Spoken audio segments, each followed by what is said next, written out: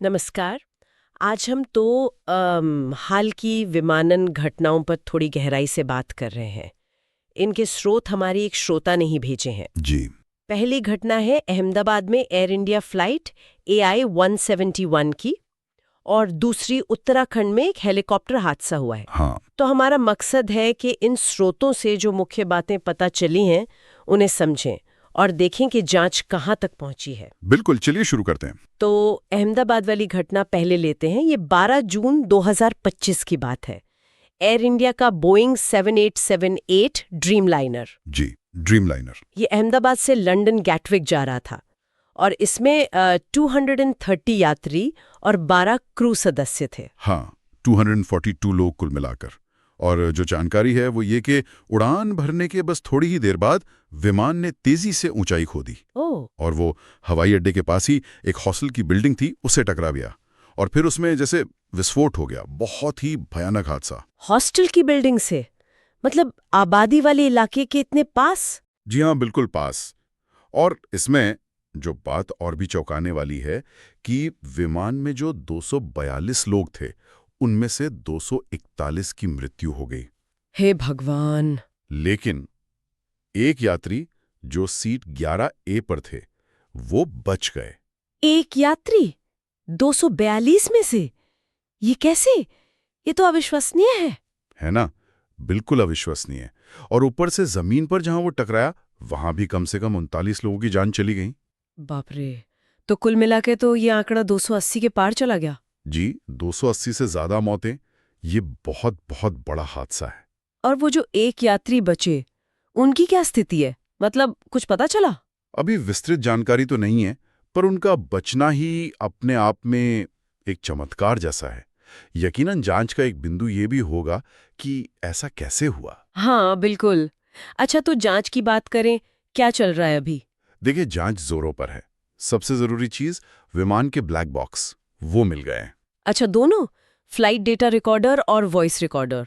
जी हाँ, दोनों मिल गए। फ्लाइट डेटा रिकॉर्डर और कॉकपिट वॉइस रिकॉर्डर, इनसे ही सबसे अहम जानकारी मिलती है। तो शुरुआती जांच किस तरफ जा रही है? मतलब क्या देख रहे हैं वो लोग? अभी शुरुआती फोकस है कुछ तकनीकी चीजों पर, जैसे इंजन का थ्रस्ट कितना था, क्या विमान को उड़ने के लिए पूरी पावर मिल रही थी, फिर फ्लैप्स की सेटिंग्स क्या थी, टेक ऑफ के वक्त फ्लैप्स सही पोजीशन में होने चाहिए, हाँ, वो बहुत जरूरी होते हैं। और लैंडिंग गियर की स्थिति, क्या वो सही समय पर अंदर गया या नहीं।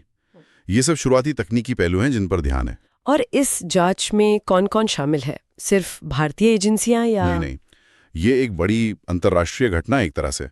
भारत की DGCA यानी नागर विमानन महानिदेशालय वो तो मुख्य एजेंसी है ही, हाँ। लेकिन क्योंकि विमान बोइंग 787 है, अमेरिकी निर्मित, अच्छा, हाँ, अमेरिका का है। तो अमेरिका की NTS भी, जो दुर्घटना जांच में दुनिया की मानी हुई संस्था है, वो शामिल है। FAA भी है, जो वहाँ की रेगुलेटर है। ओके। और साथ में विमान बनाने वाली कंपनी बोइंग और इंजन बनाने वाली कंपनी GE, उनके विशेषज्ञ भी मदद कर रहे हैं।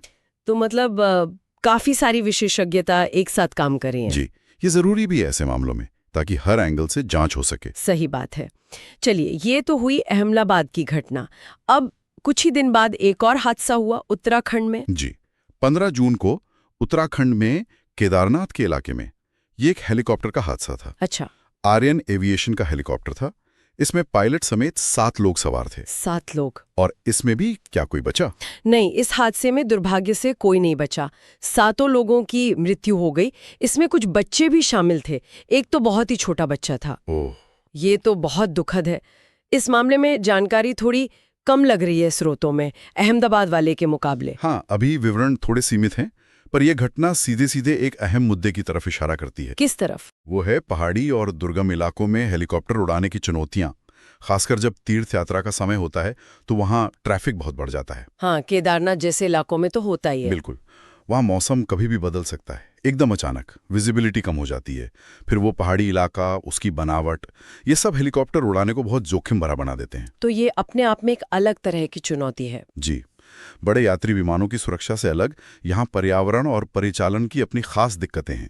तो अगर हम इन दोनों हालिया घटनाओं को एक साथ देखें, एक तरफ एक बड़ा आधुनिक विमान ड्रीम लाइनर, उसकी दुर्घटना जिसमें वो एक अविश्वसनीय बचाव भी है, हाँ, और दूसरे तरफ कुछ ही दिन बाद एक हेलीकॉप्टर हादसा दुर्गम पहाड़ी इलाके में, जिसके बारे में अभी पूरी तस्वीर साफ नहीं है। जी। दोनों ही मामलों में गहन जांच चल रही है, जैसा हमने बात की, और इन जांचों का मकसद सिर्फ ये पता लगाना तो नहीं होगा कि हुआ क्या। नहीं, बिल्कुल नहीं।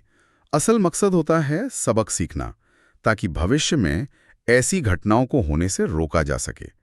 विमानन सुरक्षा, देखिए, एक बहुत ही जटिल चीज है। हाँ, वो तो है। इसमें तकनीक है, इंसान का अपना रोल है, पायलट के फैसले, ट्रेनिंग, थकान, फिर पर्यावरण है, मौसम है, ये सब चीजें मिलकर काम करती हैं।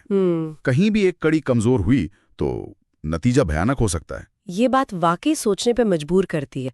एक तरफ ड्रीम लाइनर जैसी इतनी एडवांस्ड टेक्नोलॉजी वाला विमान, और दूसरी तरफ हेलीकॉप्टर जो पहाड़ों की मुश्किल परिस्थितियों में उड़ रहा है। जी। जब ऐसी घटनाएं होती हैं तो सवाल उठता है कि इस पूरी सुरक्षा की चेन में अक्सर सबसे कमजोर कड़ी कौन सी साबित होती है? क्या वो टेक्नोलॉजी है जिस पर हम इतना भरोसा करते हैं, या वो मानवीय तत्व है, मतलब इंसान की गलती की गुंजाइश, या फिर वो वातावरण है, मौसम है, जिसका हम पूरी तरह अंदाजा नहीं लगा सकते? हाँ, ये एक बड़ा सवाल है और शायद इसका कोई एक सीधा जवाब भी नहीं है। हर हादसे में ये कड़ी अलग हो सकती है। शायद इसी पर हमें आगे और विचार करना चाहिए। चलिए, आज के लिए इतना ही। इन जांचों पर नजर बनाए रखेंगे। जी बिल्कुल, धन्यवाद।